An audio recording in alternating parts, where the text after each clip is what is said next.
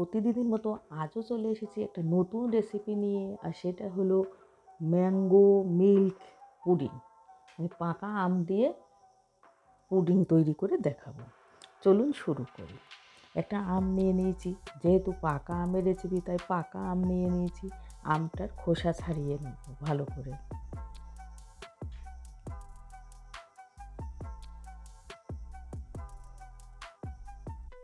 এখন যেহেতু আমের সিজন তাই আমের রেসিপি তো অবশ্যই ভালো লাগবে। আর শুধু আম একই রকম খাওয়া, তার থেকে বিভিন্ন রকমভাবে খাওয়ার প্রসেসটা ভালো লাগে। সেরকমই আজকে দেখাচ্ছি আম আর দুধের পুডিং। এবার আমের খোসা ছাড়ানো হয়ে গেছে, আম ছোট ছোট করে কেটে নেব।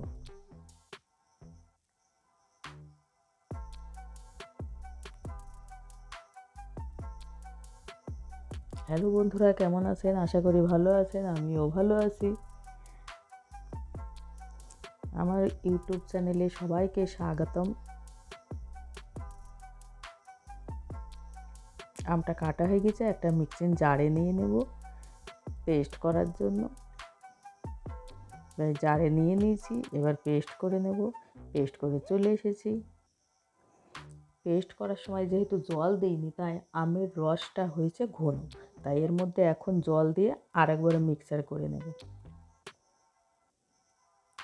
ব্যাস চলে এসেছি।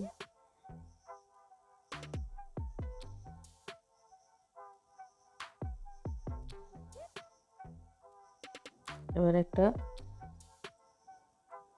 বড় সাইজের সসপ্যান নিয়ে নিয়েছি, একটা ছাঁকনি দিয়ে ছেঁকে নেব আমের রসটাকে,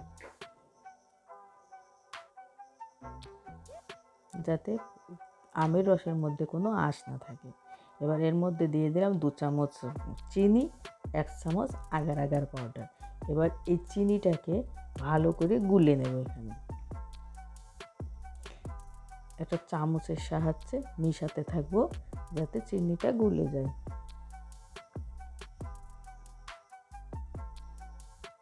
চিনি আর আগার আগার পাউডারটা পাইল হয়ে যায়। এবার চলে যাব গ্যাসে। গ্যাসে বসিয়ে দিয়েছি, গ্যাস জ্বালিয়ে দিয়েছি। এবার এই অবস্থায় অনবরত নাড়তে হবে, তা না হলে আমের রসটা দলা হয়ে যাবে, মানে গুটলি পাকিয়ে যাবে।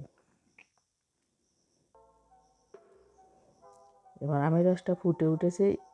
আমের রসকে খুব একটা গাঢ় করতে হবে না, ফুটে ওঠার পর 2 মিনিট জ্বালালেই হয়ে যাবে। এবার নামিয়ে নেব। এবার একটা বর্তনে ঢেলে নেব, কিছুক্ষণের জন্য রেস্টে রাখবো, তাহলেই জমে যাবে। এক সাইড করব। আধা ঘন্টা পর চলে এসেছি। এবার এগুলোকে ছোট ছোট টুকরো করে নেব।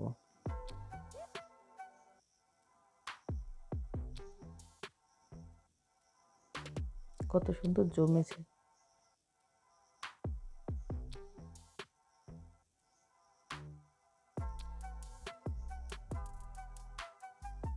এবার উল্টো সাইড থেকে কাটবো, তাহলে কিউব আকারে হয়ে যাবে। এগুলোকে তুলে নেব।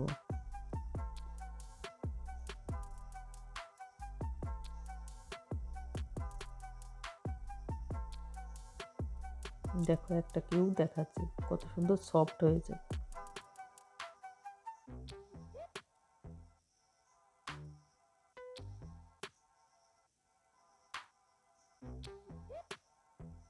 এগুলা যেটাই মানে বানাবো সেইটাই ঢেলে নেব।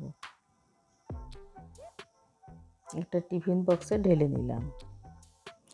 এবার নিয়ে এসেছি দুধ, 300 গ্রাম মতো দুধ আছে। এর মধ্যে 2 চামচ চিনি দেবো, 1 চামচ আগার আগার পাউডার দেবো। এবার এই চিনি আর দুধটাকে আগার আগার পাউডার দিয়ে ভালো মিক্স করব।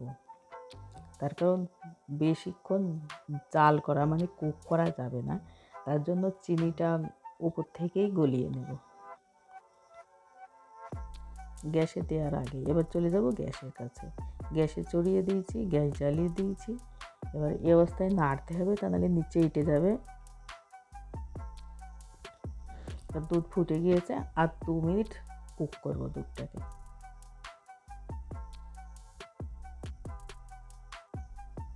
ব্যাস, গ্যাস বন্ধ করে দিয়েছি। এবার দুধটা নিয়ে চলে গেলাম, একটা বড় সাইজের বাটি নিয়ে নিয়েছি। এটার মধ্যেই পুডিংটা বানাবো, তার জন্য এই বাটিতে ঢেলে নিলাম। এবার দুধটা ঢেলে দেব, এটাকে একটু নাড়িয়ে দেবো, তা নাহলে কিউবগুলো একই জায়গায় থেকে যাবে। বেশ, আধা ঘন্টা পর চলে এসেছি। এবার কিছুক্ষণ ফ্রিজে রাখবো। ব্যাস 2 ঘন্টা পর ফ্রিজ থেকে বার করে নিয়ে এলাম।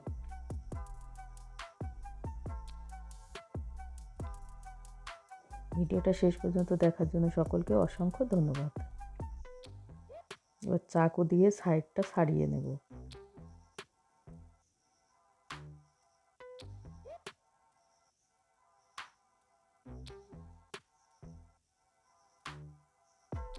এবার একটা প্লেটে ঢেলে নেব।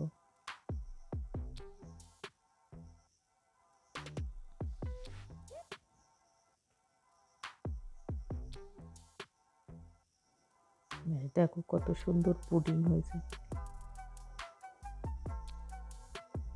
ঘুরিয়ে দেখাচ্ছি, দেখো কত সুন্দর হয়েছে। এই পুডিংটা যেহেতু সাদা, তাই সাদা প্লেটে ঢালার জন্য ততটা সৌন্দর্য আসছে না, অন্য কালারটাই ঢাললে পরে ভালো লাগবে। পুডিংটাকে কেটে দেখাচ্ছি, কত সুন্দর সেট হয়েছে। আজকের ভিডিও এখানেই শেষ করছি, আবার দেখা হবে পরের ভিডিওতে। ততক্ষণের জন্য টাটা, বাই বাই।